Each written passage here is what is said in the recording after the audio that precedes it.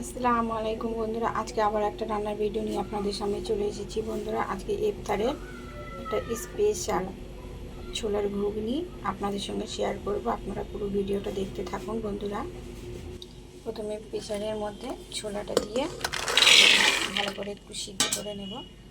ছোলার মধ্যে অল্প পরিমাণে একটু হলুদ আর লবণ দিয়ে দেব। অল্প পরিমাণে এবার একটু জল দিয়ে দেবো।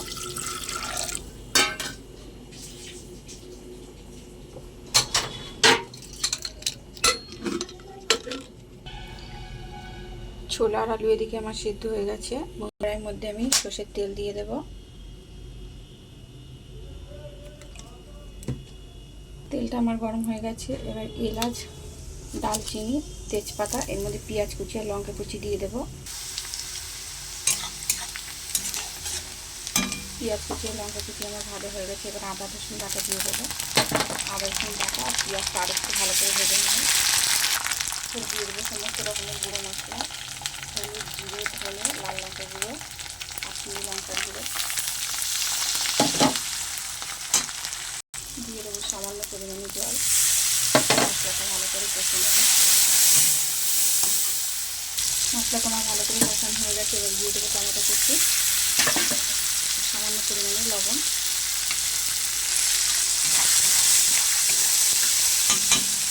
এবার দিয়ে দেবো সিদ্ধ করে রাখা ছোলা আর আলু।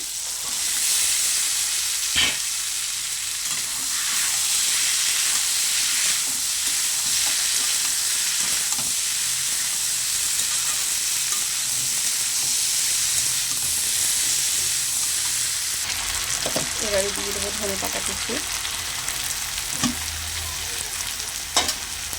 আর একটু ভালো করে নাড়াচাড়া করে নেব।